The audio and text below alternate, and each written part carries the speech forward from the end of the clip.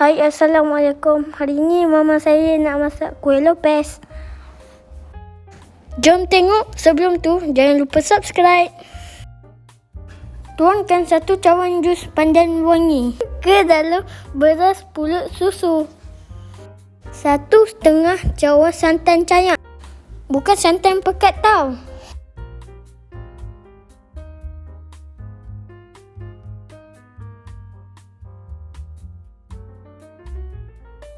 Dan kita letakkan sedikit pewarna supaya nampak lebih menarik. Tak nak pewarna hijau pun tak apa, ini option je. Dan kita kacau. Masukkan dalam rice cooker. Jangan lupa tekan on. Sementara itu, kita layurkan daun pisang.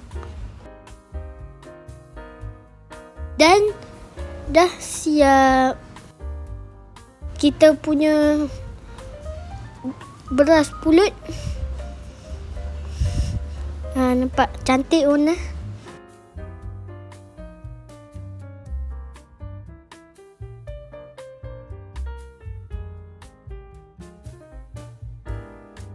Kita tuangkan dalam bekas.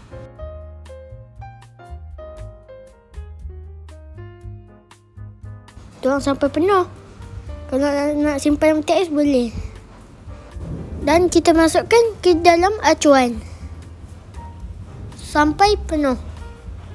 Link acuan lontong kami ada di description. Dan kita padatkan guna batang daun pisang. Kita ratakan.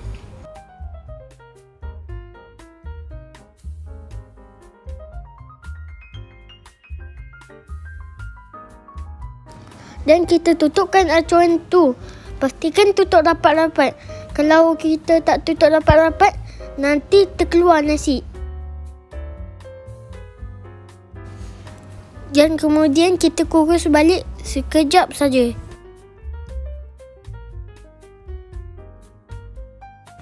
Kalau tak ada acuan, kita boleh buat macam ni. Ambil pulut yang kita dah siap. Masukkan dalam cawan kecil. Padatkan guna sudu. Lepas tu tak payahlah guna acuan kalau tak ada. Macam ni pun boleh cara dia nak buat. Tak perlu kukus balik ya. Dan kita buka. Yang kita guna acuan lontong tadi je. Masukkan kelapa parut. Dan letak sedikit garam. Nampak? Senang saja, mudah nak buat.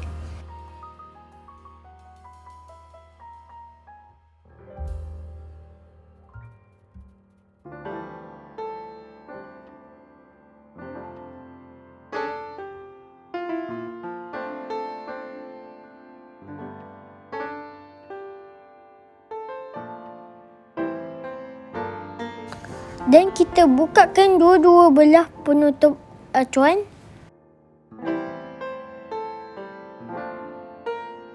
Okey, cara nak buka kena guna pencanai dan tolak.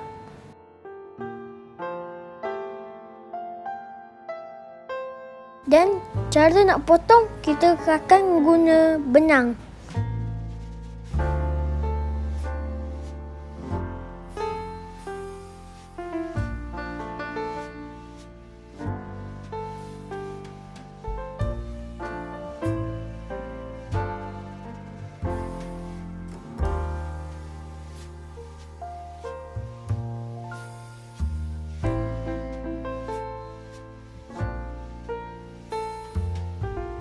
Dan letakkan dalam pinggan.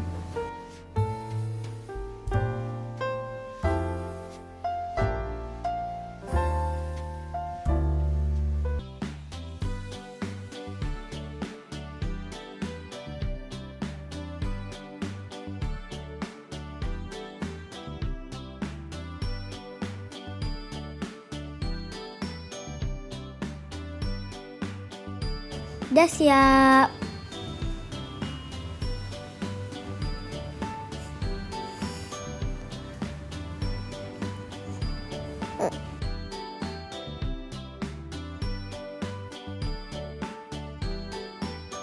Jangan lupa subscribe. Tengok, dah siap.